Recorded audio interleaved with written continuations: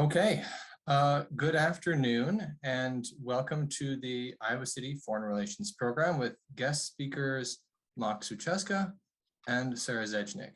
Thanks to both of them and to everyone who has joined us online today. I am Peter Gerlach, Project Director for our new program series on refugees and immigrants in Iowa. I'm also a member of the ICFRC's board, and I am your host for today's program. We are grateful to Humanities Iowa and the National Endowment for the Humanities for their funding support of this project, this really incredible, really exciting project. We would also like to acknowledge and thank our other annual donors, sponsors, and partners for their support. The Iowa City Council through the Iowa Department of Cultural Affairs, the University of Iowa's international programs, honors program, Public Policy Center, and Center for Human Rights, the Stanley UI Foundation Support Organization, Midwest One Bank, and of course, City Channel 4 for its support in live streaming our in-person programs and for providing access to all of ICFRC's programs along with the UI Library Archives. ICFRC has adopted the Native American Land Acknowledgement prepared for the City of Iowa City's Ad Hoc Truth and Reconciliation Commission and Human Rights Commission. We recognize that our community of Iowa City, quote, now occupies the homelands of Native American nations to whom we owe our commitment and dedication, end quote. The full text of our acknowledgement is on our website at icfrc.org. As we get started, I'd like to cover some Zoom etiquette tips. This is the time to make sure that you know where your video and audio mute, unmute buttons are located. Please do keep your audio and video turned off for the duration of the presentation so that you don't interrupt the speakers during their remarks. Following our speaker's presentation, at about 1 o'clock, we will have a 15-minute Q&A. You will be able to submit your questions via the chat function. At that time, we invite you to turn on your video, but please keep your audio muted to avoid any background noise. Okay, it's now my pleasure to introduce Mak Sucheska and Sarah Zejnik, who will speak about resettling Afghan refugees in Iowa. Mak Sucheska serves as the Bureau Chief for the Iowa Bureau of Refugee Services, alongside his role as the State of Iowa Refugee Coordinator through ORR, the Office of Refugee Resettlement. Mak originates from Sarajevo, Bosnia, and was transplanted to Des Moines, Iowa in 1993 as a refugee fleeing from war-torn Yugoslavia with his family. Mak's professional career has been devoted to advocating and supporting refugees across the state to promote a more equitable community for all. With over 12 years of experience in nonprofits and state government, it's Mak's life's journey that has provided a unique and necessary perspective in guiding his work. Mak completed his political science undergraduate studies here at the University of Iowa and with a double minor in religion and history. He achieved his MPA degree through Drake University with an emphasis on public policy and will pursue his doctorate degree in educational leadership at Drake University. Sarah Zejnik is Director of Refugee and Immigrant Services at Catherine McCauley Center in Cedar Rapids. After obtaining a BA in International Relations and Religion from Wartburg College and an MA in Intercultural Service, Leadership and Management from SIT Graduate Institute, Sarah has dedicated her career to providing and leading supportive services to refugees as they work to find stability and safety in their new communities. In her role at this CMC, Sarah is committed to ensuring that community members, partners, and local employers have the information and resources necessary to work effectively with diverse populations. Please join me in welcoming Mak Sucheska and Sarah Zejnik. Hello to you both. How are you? Doing well, thank you. Appreciate that intro. Doing well, glad to be here. Fabulous. I'm super happy to see both of you. We have a really important conversation today. We're going to cover a lot of ground. We're going to go global, we're going to go national, we're going to go local. I'm also really pleased because we've worked on other projects. We will be working on other projects together, and it's always wonderful to share space with you both. So as I do in the class I teach in the spring, I want to start with this first question. Okay, so only in a few sentences. I know this will be a challenge. I know it would be it would be for me. In a few sentences only, would you share in your own words your migration story to Iowa? And Sarah, let me start with you, okay? So I'm originally from Wisconsin and I came to Iowa for college, but my last name is Bosnian. My husband came as a refugee from Bosnia in 2001 when he was 11 years old. And that's really where I got an introduction to refugee issues.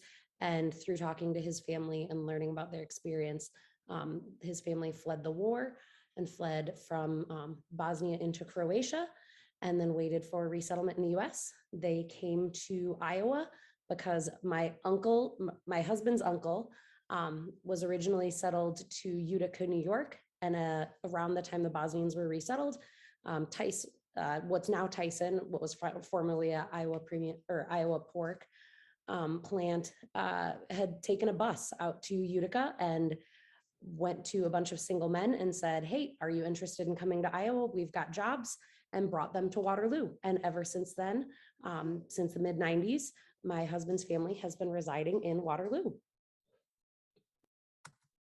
Thank you, Sarah. I love starting with this question because it's good to know who we're talking with, right? And what your stories are, particularly when we're talking about migration, immigration. Where are people from? How do they get to where they are now? And you're from Wisconsin, you said. I am too.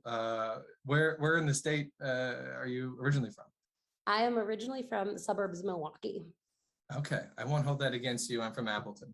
Oh, okay. I'm friends from Appleton, so we can Okay. be friends still. We're on safe ground.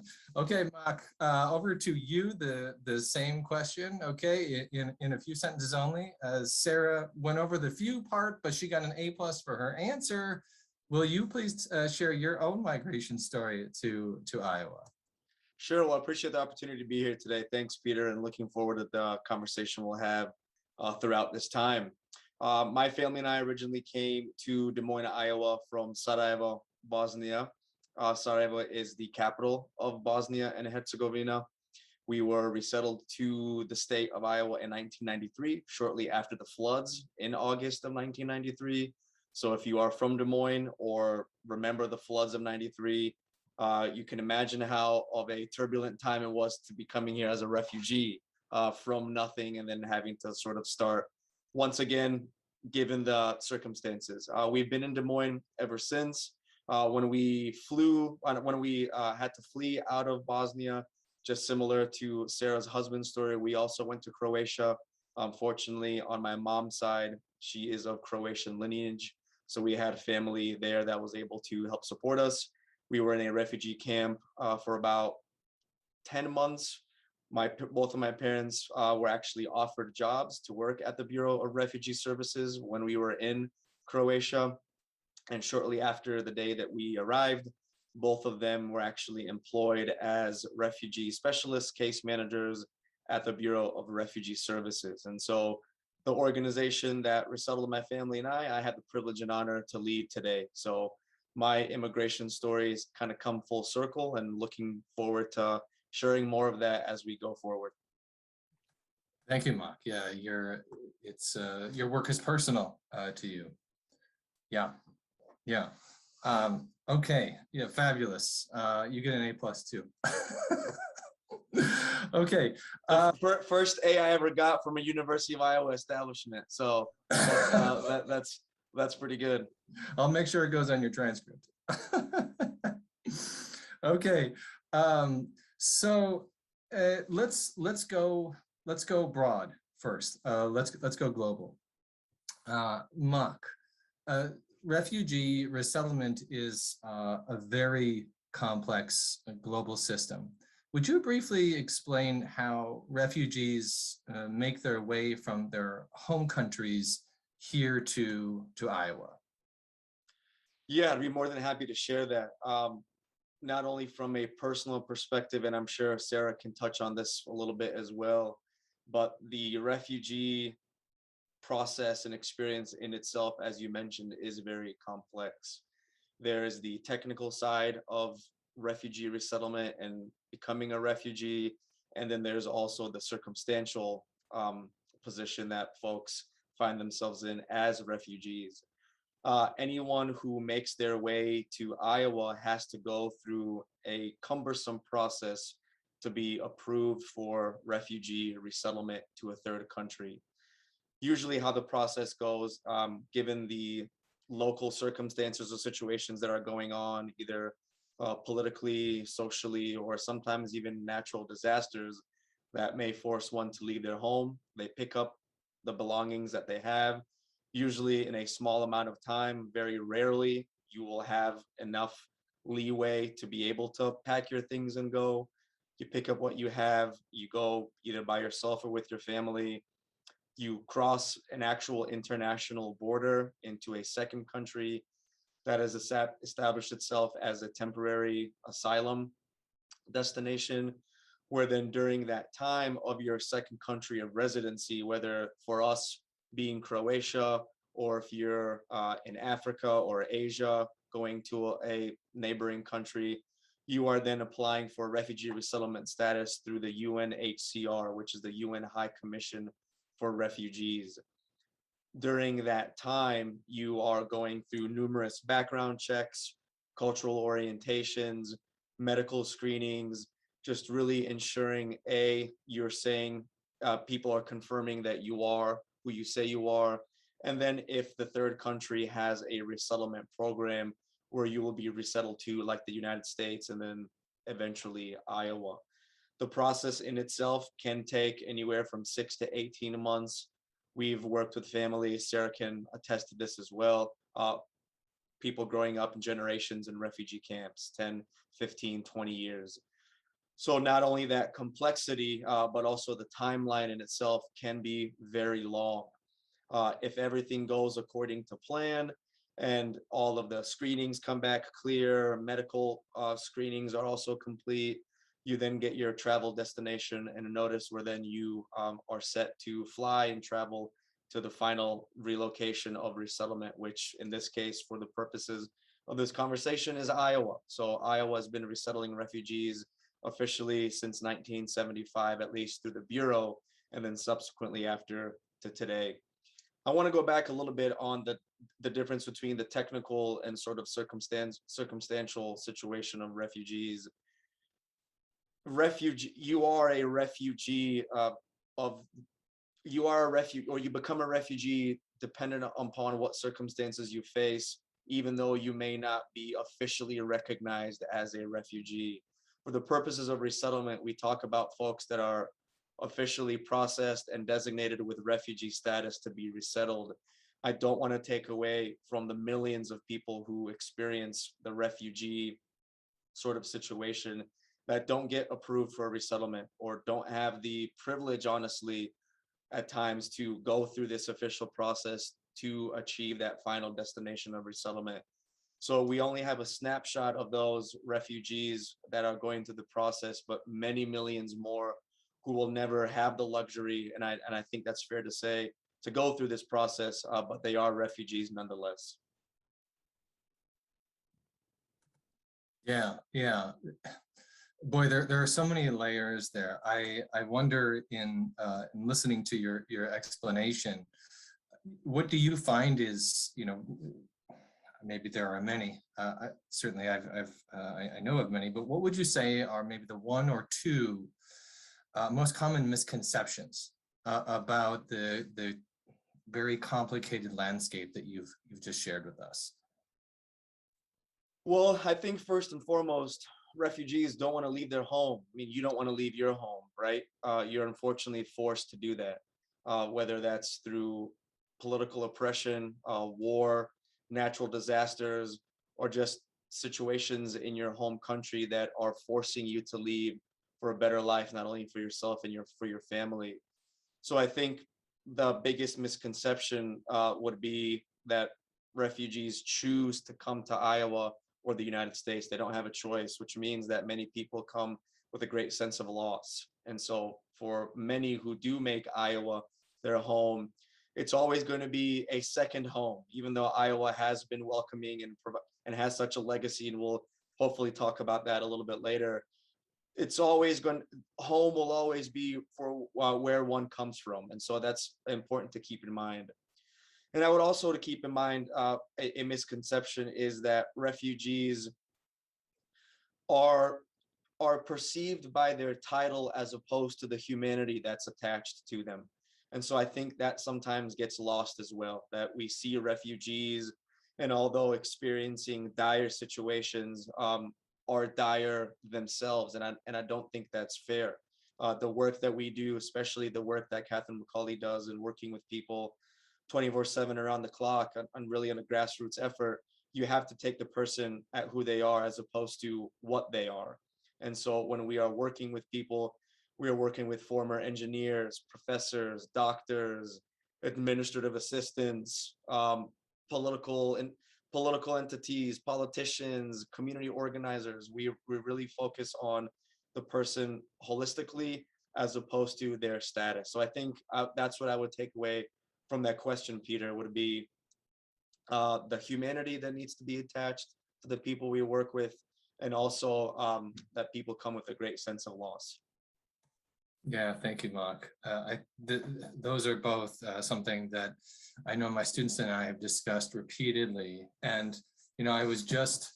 we're going to be recommending, some books, some really good stuff for people to learn more from the firsthand experience, as both of you have just talked about.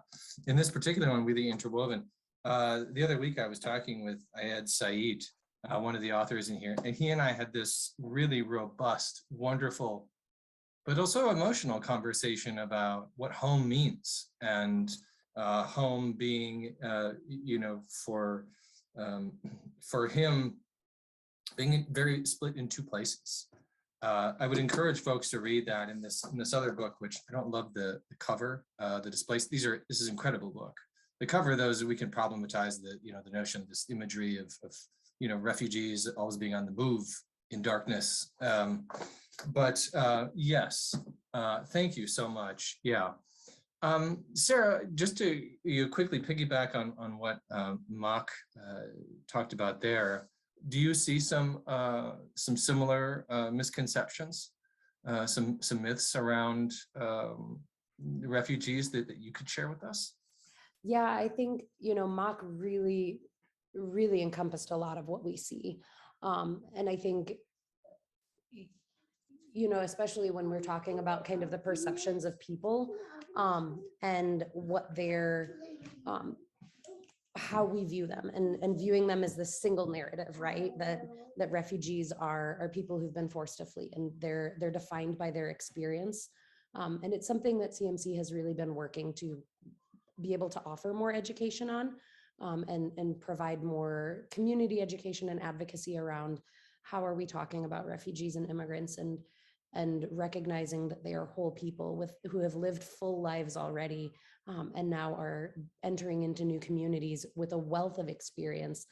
And I think with that it's not just that us as a welcoming community has things to give to refugees and immigrants, but that they truly have things to contribute back into our communities, and that there is so much that we can learn from our refugee and immigrant neighbors.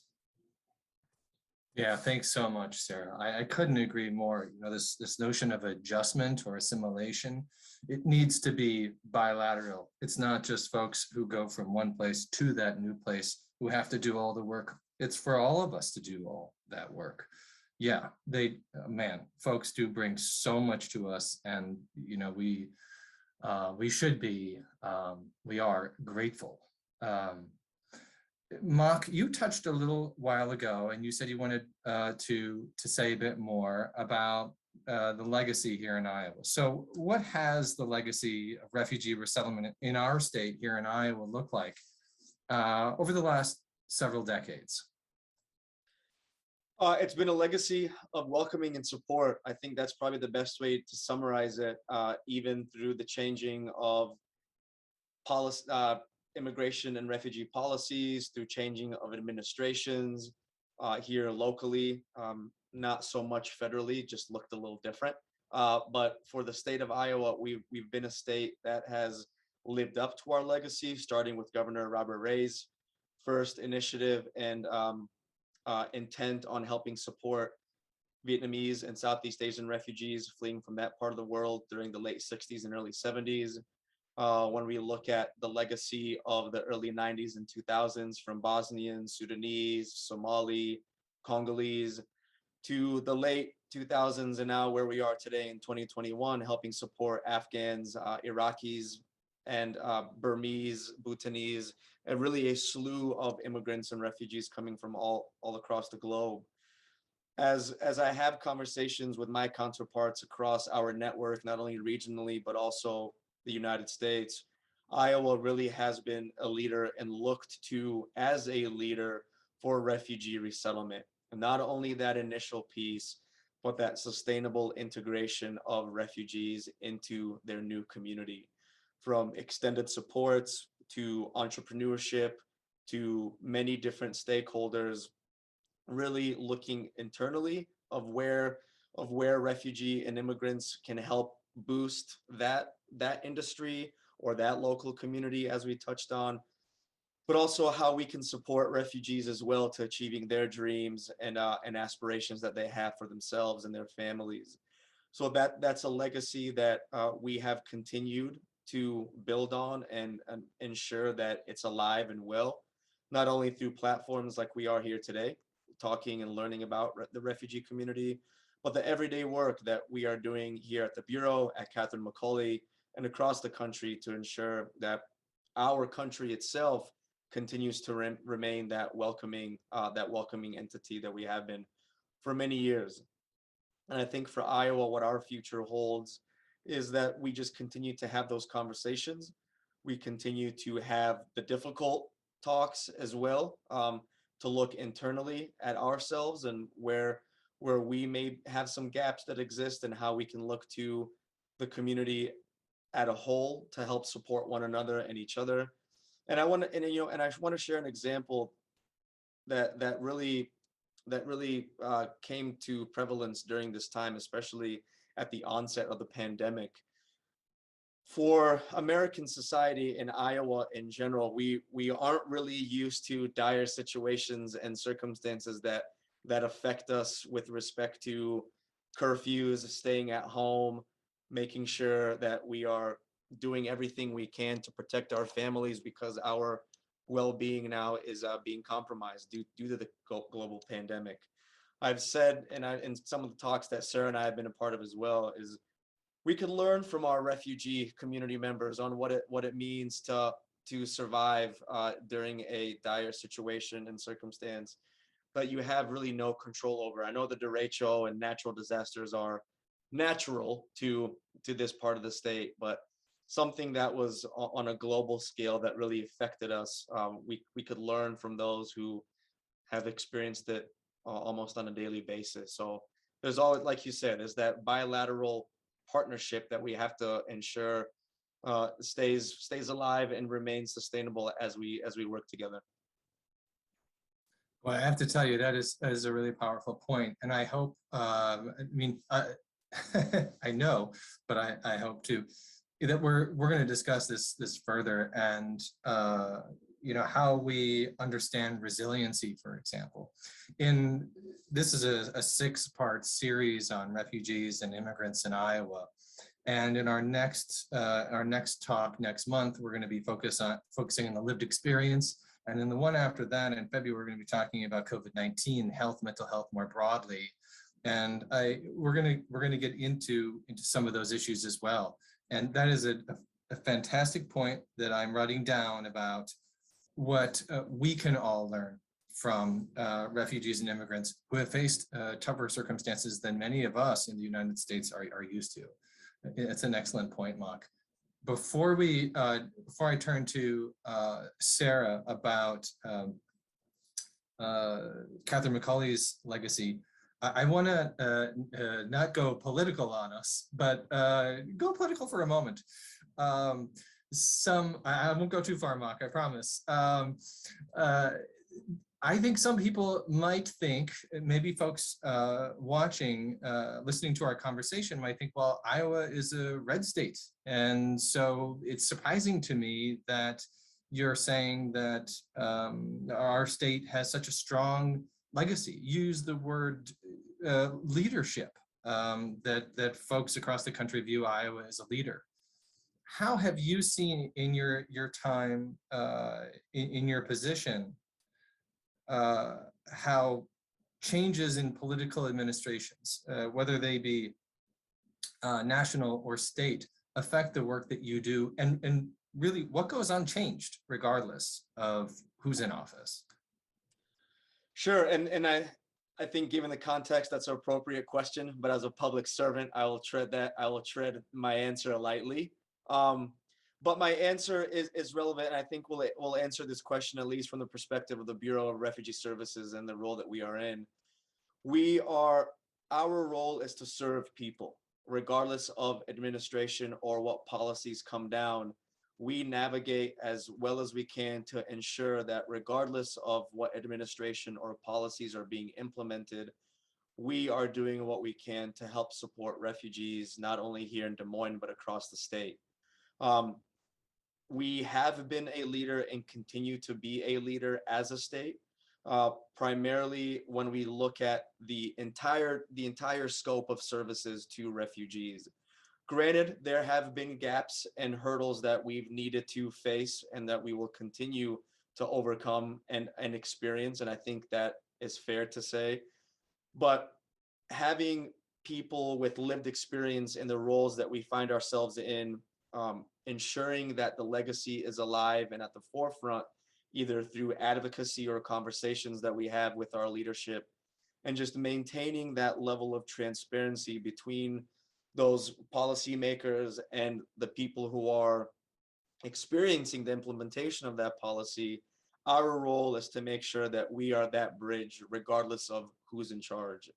And I will say from that high level standpoint, particularly during this Afghan crisis, we have had many people come to the table, including Governor Reynolds' office, DHS leadership, nonprofit leaders, ethnic community-based organizations, with one mission in mind, and that mission is to make sure that our involvement as a country in Afghanistan and the people who are facing any circumstances that will affect their livelihood and well-being, if they're coming to the US, if they're coming to Iowa, we as a network are stepping up to make sure that they are supported. And that goes with every refugee that is going to be resettled to Iowa. The work that we are doing is not exclusive to the Afghan population. It just happens to be that this was the humanitarian crisis that we needed to address. But the work that we do at the Bureau of Refugee Services, we remove politics and we look at the person and what we need to do.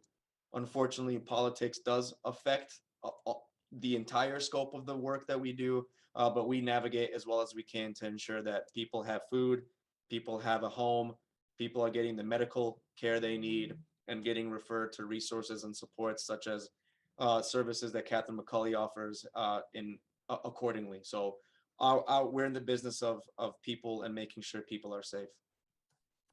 Yeah, thanks, Mark. And Sarah, let's build on that a little bit. And in part, my question is going to be fair and a little unfair, but I promise it's in a reasonable way. Okay. So building on what Mark has just said, and thinking about legacy and the truly important, crucial work that's being done, would you please tell us over the years, how has Catherine McCauley Center supported refugees and immigrants? And I wonder if not that I want you to speak on behalf of what other organizations are doing, I know that that's tricky, but maybe in part in your answer, you could tell us a little bit about how you work with other organizations and together how your efforts to resettle refugees is stronger. Yeah, certainly. So Catherine McCauley Center is a relatively new resettlement agency, and this kind of ties into the question that you asked Mock as well. While the federal resettlement program has seen historically bipartisan support, we've also seen it become politicized over the past several years, and it was very much it became much more subject to the politics of the federal administration, especially over the last 5 years. And we've seen that with fluctuations in national arrival numbers, which trickles down to local arrival numbers as well. And so when the Trump administration took office, or shortly just prior to the Trump administration taking office, then President Obama had set a national ceiling of 125,000 refugee admissions for the upcoming federal fiscal year. And that's when Catherine McCauley Center was approached to open a resettlement office, was in kind of late summer, early fall of 2016, in preparation for a higher number of refugee arrivals than we had seen in the years prior, where the years prior, federal numbers landed anywhere between 75 and about 90,000 a year for national arrivals. And so CMC, Catherine McCauley Center, really worked to connect with local partners at the time. And prior to Catherine McCauley Center opening, there was resettlement was being done in Eastern Iowa by Catholic Charities of the Archdiocese of Dubuque. And at the time, we were planning for both Catherine McCauley Center and Catholic Charities to be open and to be resettling refugees. But things changed very quickly, and arrival numbers came to what really felt like a screeching halt pretty quick. They drastically dropped. And pretty early in the 2017, 2018 kind of timeframe, those numbers were dropping, and it got to a point where for many resettlement offices, they had to make a very difficult decision of, do we maintain a capacity of 100 people being resettled or more, which oftentimes meant expanding the populations with which you were resettling, or deciding to close your office. And so unfortunately, Catholic Charities decided they were unable to maintain levels of resettlement. And they decided that it just wasn't something they were capable of. And so I believe in spring of 2017, Catholic Charities decided to close their resettlement office. And we still do work very closely with them through other areas of our work, and through kind of supportive services to refugees. But that all to say that Catherine McCauley Center is a very new resettlement program. But what truly makes me honored to work for Catherine McCauley Center is, we grew up in a time of decreasing resettlement numbers, but we also grew up in a way that was very much focused on how are we wrapping our arms around clients, and how are we making sure that we're providing supportive services. So the resettlement program, the federal resettlement program, the first 90 days of service is case management aimed at providing a foundation for life in the United States. And that's just a small piece of what we do. Catherine McCauley Center provides a number of wraparound services, including employment services, ongoing case management opportunities and services, and childcare business development programming that teaches individuals how to open in-home childcare centers. And so, as we've grown, we've really looked at where are the gaps in services available? What are the needs of our communities? We often work very closely with our refugee and immigrant communities to identify what are their goals and what are their dreams, and how can we either partner with organizations that do the work, or how can we establish that kind of work in Eastern Iowa. And so we work very closely with a number of agencies. While we recognize that we are the experts in providing services to refugees and providing case management, we also know that we are not the experts in a number of different areas. So we work closely with the school districts and health providers, and other refugee service providers like the Bureau, and with our statewide partners as well. It's really truly key because we know we can't know it all. And we work to identify where those areas for partnership are and how we can grow and continue to wrap our arms around people. But always looking at how are we supporting refugees and immigrants in ways that move them towards self-sufficiency. So we do always want to keep an eye on how are we teaching people how to do things for themselves, and how are we providing sustainable opportunities for education and ongoing personal growth, and really working on connecting people with community resources so we can work ourselves out of a job. I'm really, this is not an exaggeration, and I've told them both this before. I'm in awe of the work that you two do, and all of your colleagues. It's so crucial. Sarah, you made a really important point there, which is we only know what we know, right? And the first part of this conversation has been really crucial for all of us to get a better understanding of the things we don't know about refugee resettlement in really broad and global terms and in national terms. Catherine McCauley Center is very much a leader in this area too. And I want to turn now that we have some foundation with which to go more specific to Afghan refugees that are coming to our state. This question is for both of you. Maybe Sarah, we can start with you. A lot has been happening lately in Iowa in terms of Afghan refugee resettlement, right? You've been very busy, you and your colleagues. Would you please catch us up? Where are we now? What's been happening? And both you and Mark, what have been your roles in these efforts to help resettle our new neighbors? Yeah, so like you said, a lot has been happening. Everything with the Afghanistan situation has evolved very quickly. And I think that's really kind of been the defining factor with especially resettling this population. There are some nuances on the more kind of the higher 50,000 foot level that I can let Mock speak to with regards to kind of what makes Afghan situation different than what we're used to with more traditional resettlement. But as far as we're concerned at CMC, we're serving our Afghan resettlement clients and our Afghan neighbors, much like we do our typical refugees. The services we provide to individuals very much mirror the reception and placement services that we provide to refugees entering into the community. There's a few nuanced differences, but it really does look the same. We have so far resettled a little over 100 Afghans into Eastern Iowa. What we've seen as far as demographics has been a lot of men that came that were able to flee very quickly and able to be evacuated very quickly. But now they're here alone. And so there's a lot of nuances in how are we providing services, but also how are we learning quickly about a new community that we are welcoming into our neighborhoods.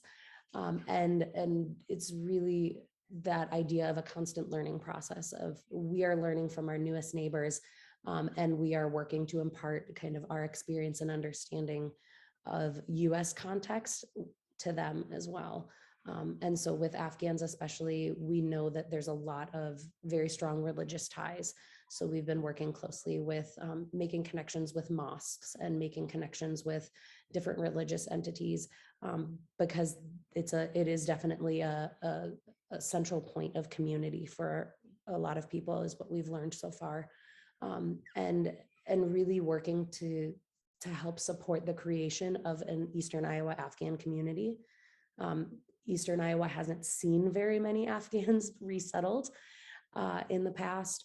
And even looking at Cedar Rapids as we were preparing to resettle Afghans, there weren't very many Afghans in the area. And so working to identify people who speak Pashto and Dari and just how can we make sure that we have culturally competent and culturally aware services. And as you know, that's a process.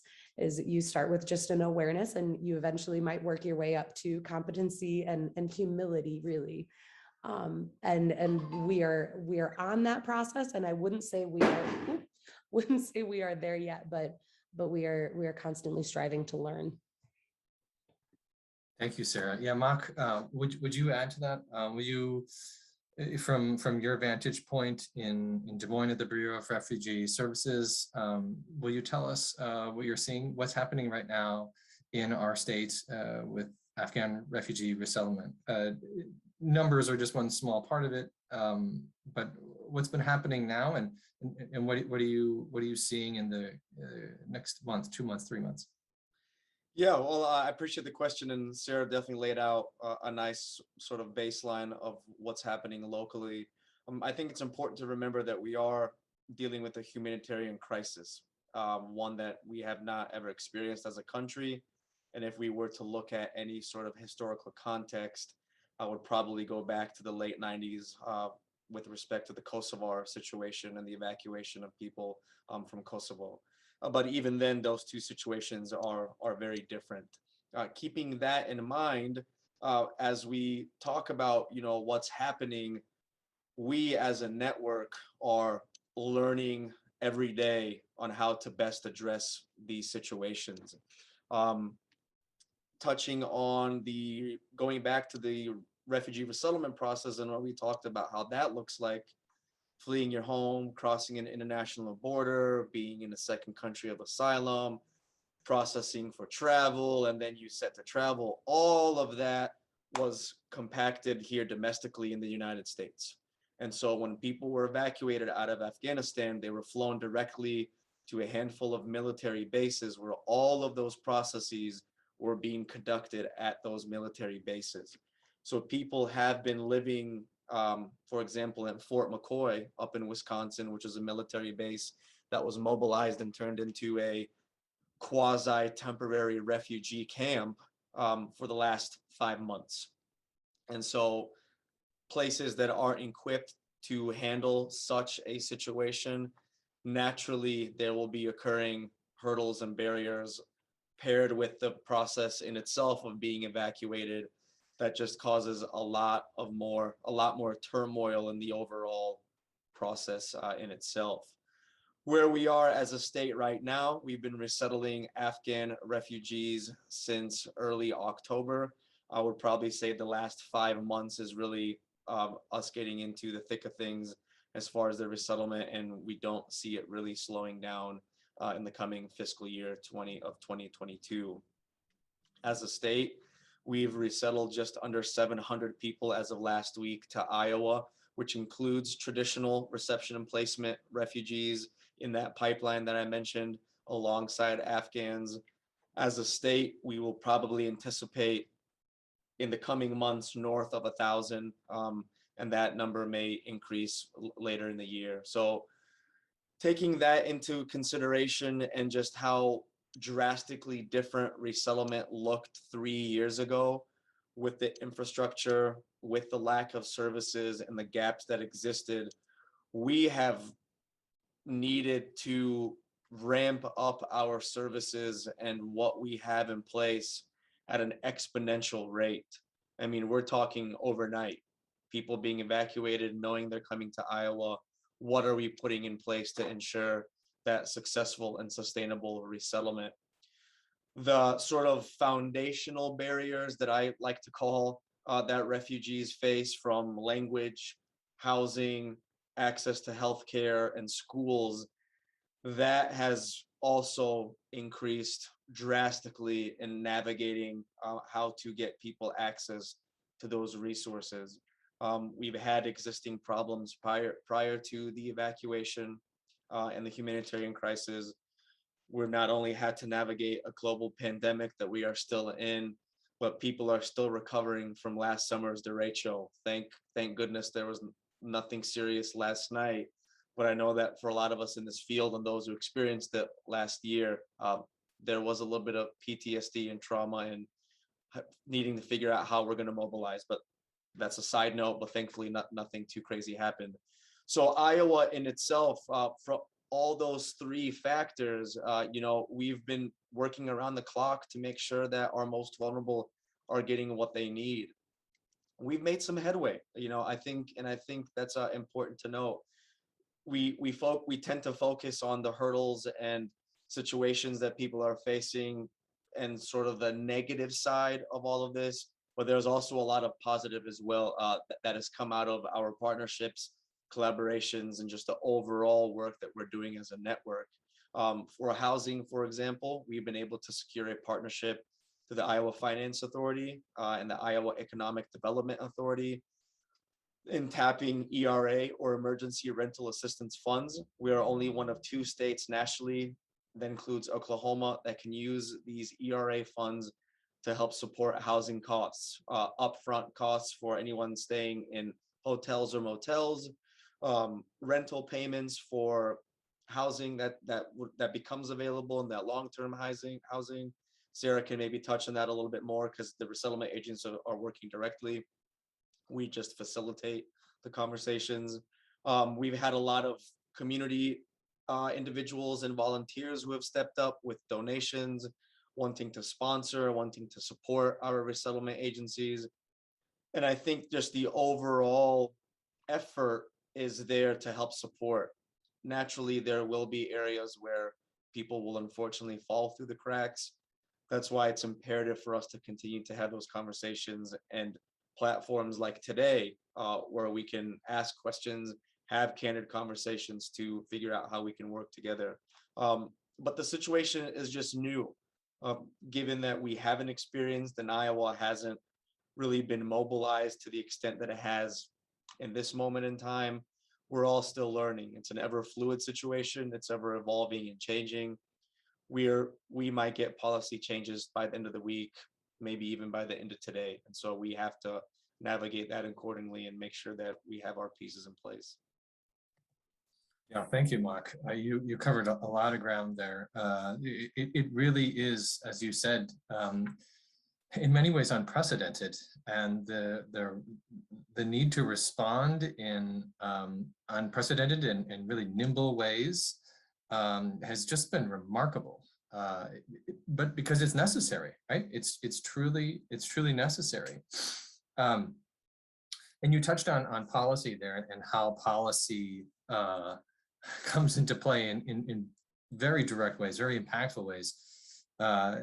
One of the conversations I'm very much looking forward to in this 6-part series we're doing on refugees and immigrants in Iowa is our final session, which will be in May, where we're both talking about how all of these conversations, ours here today and the next few, how refugee and immigrant voices, how they shape and influence public policy. So I encourage folks to come to that one in May of next year. I want to touch real quick on something you were talking about a moment ago, Mark. Several weeks ago, I was having a really incredible, humbling conversation with a woman who is a nurse and was asked, because she has served with Doctors Without Borders, primarily in Central African nations, to go to one of these military bases in the US. And the scene that she described, I had read about only in articles. And you can only gain so much, right, from reading such an article. Although I will again plug the 2 books that we that I showed you before, and that's really because it's the personal touch, the displaced, and we the interwoven. I think that's very different than reading, a Washington Post, a New York Times article. Talking with her about her firsthand experience, the scene she described, I have to tell you, first of all, I felt great comfort hearing it from her perspective. She was just seeping with compassion and generosity and a humility that I would hope folks who are receiving Afghan refugees at military bases, not many of us are familiar with, we haven't been on to military bases. So it's a unique sort of situation. And she was describing these individuals and, you know, sort of the how much one would want to do in that situation to say, you're here now and you're safe, but I understand that you've gone through so much. I can see the trauma on your face. You know, some folks with families, some people who came alone, the difficulty of language, and the hopefulness of everyone in that situation, but the truly unprecedented nature with which everyone was brought together in that one place. It's, yeah, I was really touched and just, you know, listening and taking in how much he said. And it made me think a lot about, you know, about health and wellness, and the imperative discussions that need to happen around how folks need to move into their communities and the ongoing support that some folks may need, and the access to resources that too many folks don't have access to, that we need to ensure more do. It was a remarkable conversation.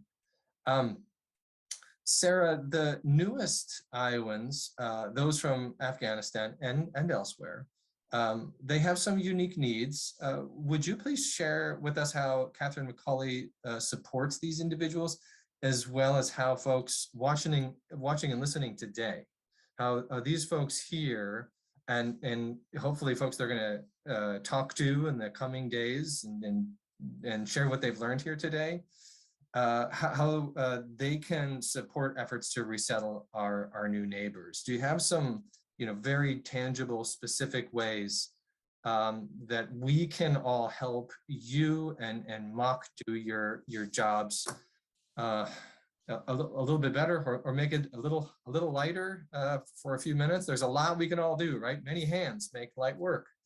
Exactly. And, you know, I think there's always the first step in getting involved is identifying your own strengths and things that you do well, and things that you have the capability for.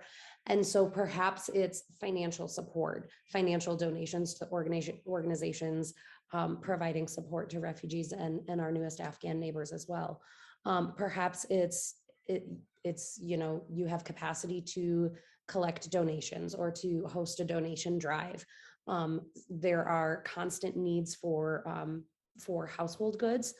And on CMC's website, we have a wish list of the items that we provide. As you can imagine, you know, think about all of the things you've touched in your home just this morning when you were getting ready, when you woke up: your bed, your toothbrush, your toothpaste, hairbrushes, soap, all of these things that go into making your house a home. And we are tasked with providing those most basic necessities, basic household goods. And so we have a constant need for those kinds of things. But then also going into volunteering opportunities. CMC also has a number of different opportunities to get engaged on different levels. And so recognizing that sometimes you may have evening availability because you work a full-time job. We welcome most of our refugees at airports actually in the evenings. So if it's a one-time thing, there are opportunities to go and meet new refugees at the airport and just show them that you welcome them into the community and that there is community support for their existence in our communities. And going all the way up to our English tutoring program, I think it's about a 12-week commitment for an hour a week based on your own schedule, but providing one-on-one tutoring to refugees and immigrants in the community. We always need support with things like moving people into homes, and all of those different opportunities can also be found on our website, and through a contact form and a volunteer tab on our website. You can find some of those different opportunities and sign up for education and training on how to do that different work. And then, sorry. Oh, good job, buddy. And so all of those opportunities are available for ways to get involved. But even things as simple as talking to your neighbors and talking to the people that you interact with about support for refugees and immigrants, and just kind of changing that narrative. Bringing it back to how we started the conversation and some of those conversations we had about recognizing the whole person and the breadth of experience people have, working to identify that and bringing that up into conversations as well, that people are whole people who've lived lifetimes of experiences. And then specifically with the Afghan neighbors, especially, there is currently a bill that has been proposed, called the Afghan Adjustment Act. And I would encourage all of you to go look at it and understand it, but just as a point of education on that bill, one of the nuances about the Afghan experience is because they didn't enter as refugees with that legal status of refugee, they granted many people were granted humanitarian parole. And so under humanitarian parole, it's a 2-year status. And within those 2 years, Afghans will be required, who were granted parole, will be required to adjust their status. They'll be required to apply for asylum or apply for special immigrant visas, if they're eligible for those, which are extremely lengthy processes, and it's extremely in depth and require a lot of work on the part of immigration attorneys as well. And so the potential for that, for this bill that has been introduced, the Afghan Adjustment Act, would allow Afghans to just adjust their status, and it would fall more in line with what we see with other refugee populations, where after a year they're eligible to apply for a green card, and they have a pathway to citizenship through that humanitarian parole that they were granted. So encourage people to look into that and understand kind of what the benefits of that might be and what some of the challenges might be as well. But it's, it's not a one size fits all opportunity to get engaged. And I think the first step is knowing yourself and what your capabilities are and what your passions are. And then we can definitely find connections and opportunities to engage those passions.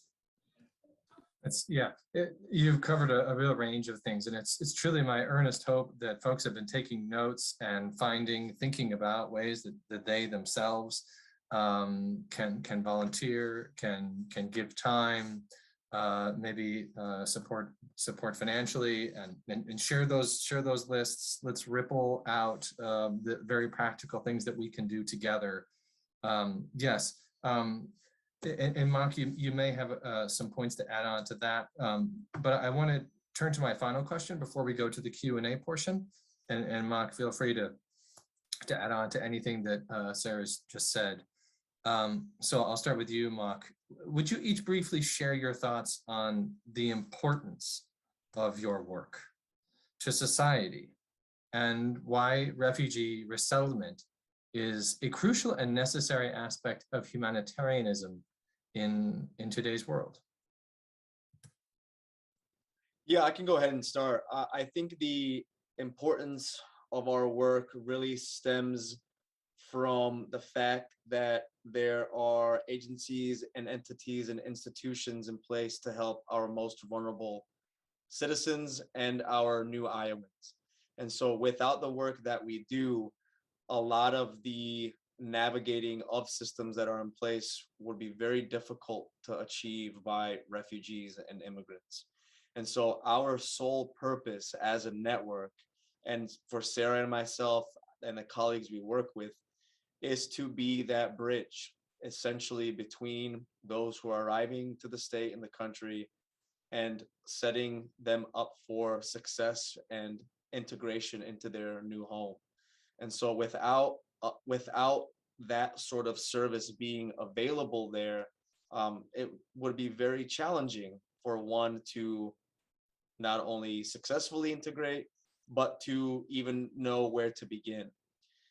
And the fact that if this sort of institution and system didn't exist, many people who are refugees would never be able to come to the United States and would have to live in circumstances and situations that would not allow them a safe haven or a place to flee to.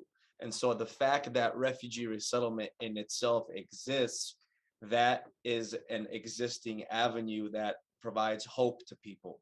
and that gives them an opportunity to survive and to start anew. As difficult as it may be, that opportunity and option is there.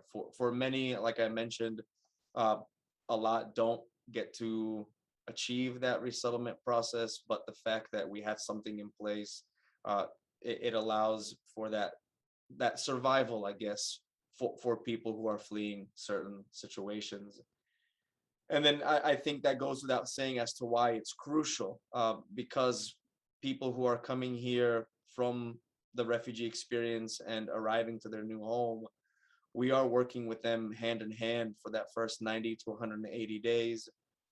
For Catherine McCulley, for example, once those services end, the agencies like the Bureau of Refugee Services, other wraparound and nonprofits, ethnic community-based organizations sort of pick up where resettlement agencies leave off. And our, like I mentioned, our main goal is to really make sure and to ensure that people have the resources they need to succeed, to start their own lives, to begin to grow roots and develop a foundation for their families and for the next potential wave of refugees and immigrants that are coming to our state and to our country. Refugee resettlement and immigration, politics aside, is inevitable. And so we have to have something in place that allows for that successful and open reception.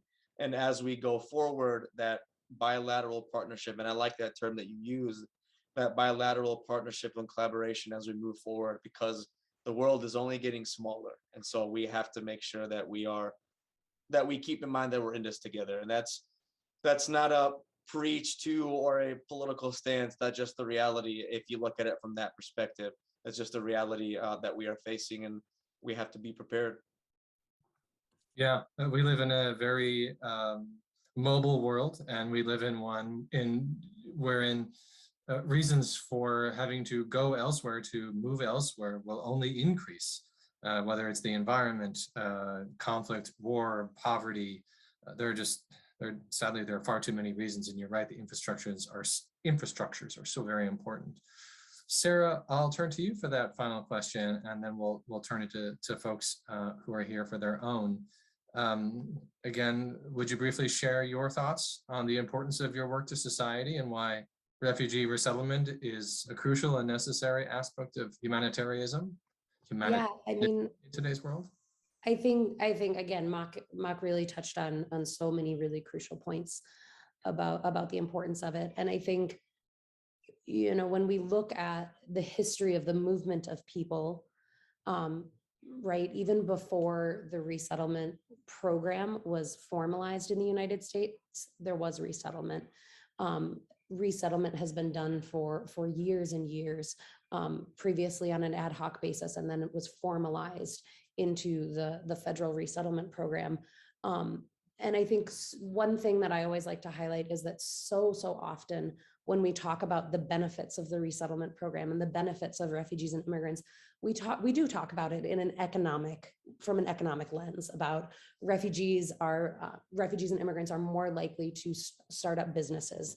They bring so much money into local economies. And while those are very important and valuable things to contribute, I don't want to kind of narrow someone into their economic contributions to society, just like you wouldn't want to be solely valued for your economic contributions and the taxes you pay. Our refugees bring a diversity of ideas and a diversity of values and diversity of just cultural richness that again, we can all learn from, and we can all experience and grow. And so I think that's much harder to really, it's not as tangible, but it's so much bigger than that. It's bringing in values of family and value of community and value of leaning on one another and resiliency and strength. You know, it was a very clear example when the derecho hit Cedar Rapids. One of my coworkers has said multiple times that, you know, while her and her family were whining and, in her words, whining about not having power for a week and their cell phones not working, she looked to our students and our clients that we work with, and how, a majority of them, yes, they didn't skip a beat and they made it to work on time. They figured out ways to survive and truly find ways to kind of work with what they had to be able to get by, because they had that resilience and strength and history of survival. And those are things where we can learn from one another, and those are a lot harder to quantify than the taxes someone pays into our economy. But there's a true value in that as well. And I think that is a big piece of the work that we do, is identifying that and helping build people up in seeing that as a strength of resettlement. Beautiful answers, you guys. Yeah. Yeah. Okay. We now move to the question and answer portion of our program. Please submit your questions via the chat function at the bottom of your viewing screen. Feel free to turn on your video function, but please keep yourself muted. While we're waiting for questions to come in, ICFRC wants to thank its members and donors for their support. We need to raise matching funds to carry out our new program. So if you would like to make a gift to support our program on refugees and immigrants in Iowa, please go to icfrc.org/donate. Right now, your gift will be matched, so it will have double the impact. Thank you. Okay. Yeah, I'm hoping that folks are going to put some questions into the chat box here. Sorry, I'm getting, the sun is pushing me further and further over to the edge of my screen. So if I fall off, you guys just keep talking, okay? Let me start with a question of my own. I'm wondering, and maybe this is to you, Sarah, in interacting with folks directly, could you perhaps share with us, an interaction with a new Afghan neighbor that really sticks with you? Ooh, that is a wonderful question. And I think one of the things that just always strikes me when I'm working with our neighbors and meeting new people as we resettle them is just that truly how much it could be you or I. It could be any of us. And it's an accident of birth or an accident of circumstance that has led people to be forced to flee their homes. I've shared it a couple times, and but the day before Thanksgiving, I went to go meet with a number of the Afghans that we have resettled, and was talking with the help of an interpreter, just about kind of people's experiences. And as a rule of thumb, I don't ask people about details about why they've fled, because that can be very traumatizing. And I leave it to people to share their own experiences as they feel comfortable. But I was talking with people about life, and they shared with me about family that they left in Afghanistan.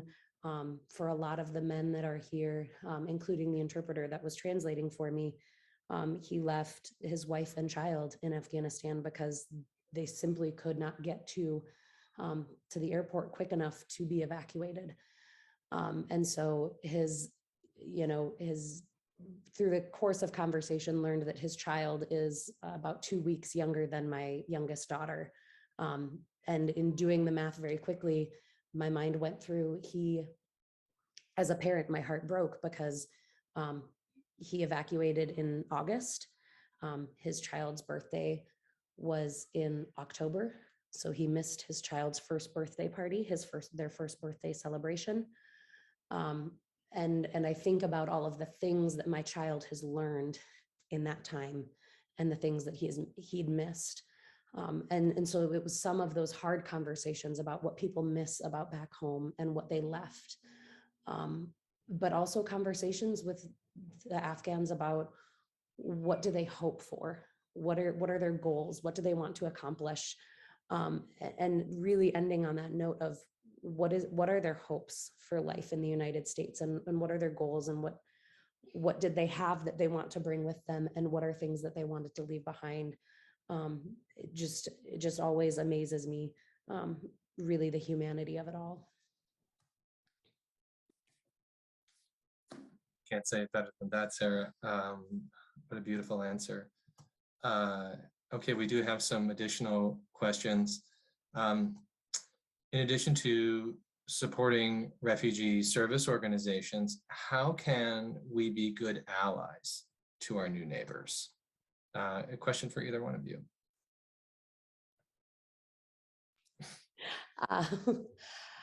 You know, I truly think that things as simple as sharing what you've learned about refugees and immigrants with your neighbors, bringing things up in regular conversation are always good. But just like you would your neighbors that were born here, be Iowa nice, smile at people, hold the door for people, make eye contact. For many of our cultures, those are newer things, but our refugees and immigrants do pick up on how they are treated and how it's different than other people. And so really making sure that you are just being supportive and welcoming and treating everyone, that golden rule of treating everyone as you would wish to be treated. Mark, anything to add? Yeah, I would say if you approach people with a sense of humanity, it's easy to be an ally. So I think that's what I would say. Yeah, thank you. Mark, I'm gonna turn this one to you. We have a question in the chat box. Would you explain a bit about the difference between someone being on refugee status and being an asylum seeker? And maybe this is also a good place to talk about the categories of statuses that Afghan refugees have come on, because there's some new language that I think folks may not entirely understand. Yep, the main difference between the two is that somebody who has been processed through the refugee process and achieved that refugee status, it's just an official governmental process that gives them that designation. An asylum seeker has to actually go to a final destination and then seek asylum through that community or state where they are living, as opposed to starting off where they are potentially fleeing from, going through that traditional process and then receiving that status. Refugees arrive with that status. Asylum seekers don't have a status until they are approved for asylum. And how about SIV, parolee? What are in just maybe a few words? Sure. So humanitarian parolee status was given to Afghans who were evacuated from Afghanistan and brought over to the United States, or are residing in one of the safe haven countries in Qatar and in Europe. The difference between those humanitarian parolees and SIVs, for example, is anyone who did not work with the United States military, United States NGO, or did not complete the process of achieving SIV status were given a humanitarian parolee status. Any Afghan, and even Iraqi for that matter, who was working with the United States military and government, or an international United States-based NGO, they were given special immigrant visa status. These individuals usually worked as interpreters or translators for our military personnel on the ground, and they were given this priority status as an affiliate, essentially, of the United States military. And SIVs also potentially were part of the Afghan National Army as well, working side by side with the United States military. So that's the difference. I don't know, Sarah, if I missed anything, if you want to touch on any of that. Nope, I think you did wonderful. What a team. Yes, thank you, Mark. Okay, very good. Let's see the one last question here, and then we'll wrap up. Okay, so yeah, there was a question about a little further up, which Sarah, I think you might have answered. In Johnson County, who does refugee support services. You wrote Catherine McCauley Center serves and resettles refugees within a 100-mile radius of Cedar Rapids. We are currently the only resettlement service provider in Eastern Iowa. We do work closely with IC Compassion for ongoing supportive services to refugees and immigrants. Anything else you want to add to that, Sarah? I think the only addition would be that, we recognize that there are a lot of other organizations and groups that work with refugees. I know the University of Iowa's, oh my goodness, they've done a lot of work with mental health counseling specifically with refugees and immigrants.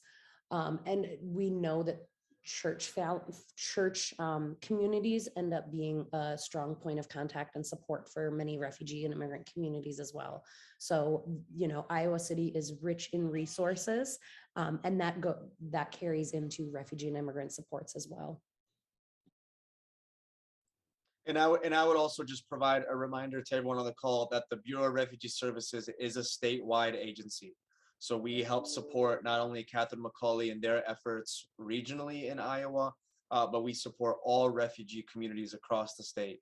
So any questions you may have with the overall state resettlement, potential resettlement expansion in the eastern part of the state, and any public benefits sort of system navigation you may have, we can help with that as well. My last question, and I'll turn to my closing remarks. Let's say I'm in our viewing listening audience right now, and I have questions or follow-ups. I want to learn more. I want to become a volunteer at Catherine McCauley or elsewhere. Learn where else I can volunteer. Maybe I don't live in Iowa City or Cedar Rapids or Des Moines. How do I get in contact with folks? Who do I contact? Definitely Sarah Zainich for the time being, and then she will obviously direct accordingly if you are interested in volunteering. Obviously, you're reaching out to any local agencies that Sarah mentioned in the chat in Iowa City, Johnson County, but there are also opportunities through the Bureau's networks as well, where we can get you connected with folks that are overseeing different alliances, community organizations. Sarah has access to those as well. A good starting point is always Sarah or myself, and then we will direct accordingly. Fabulous. Okay. We now conclude our program. I want to give a big thank you to Mark Sucheska and Sarah Zednick for their wonderful presentations and for sharing their expertise with us today. Sarah and Mark, this is the first time I've gotten to do this, so I'm pretty pumped up actually. Sarah and Mark, I am honored to virtually present you with ICFRC's highly coveted mug for coffee, tea, or the beverage of your choice. We will coordinate delivery details with you very soon. Look forward to that. Our next program will be held online on Wednesday, January 19th, again at 12 noon. And just like today, we're going to go a little bit longer in duration than we have with ICFRC programs in the past. We're going about 75, maybe 90 minutes in total length. The topic for our next conversation will be life in Iowa as a refugee and immigrant. And I am so excited about our panelists. We'll be hearing from Zalmay Niaze, who is from Afghanistan originally and now is in Iowa Falls. You may have seen a lot of press coverage about him lately and his status situation. He'll be fabulous. Elizabeth Bernal, who's here in Iowa City, originally from Mexico. Ines Petrovic-Jasrovich, who works with Mock, actually, in Des Moines at the Bureau of Refugee Services. And Rex Mwamba, who actually works with Sarah at the Catherine McCauley Center, originally from the DRC. Ines originally from Bosnia. So it's going to be an important and really compelling conversation. I hope you'll join us for that. We will email you more information on this program on January 13th. In the meantime, we wish you all a wonderful new year. Thanks for joining us, and we are adjourned.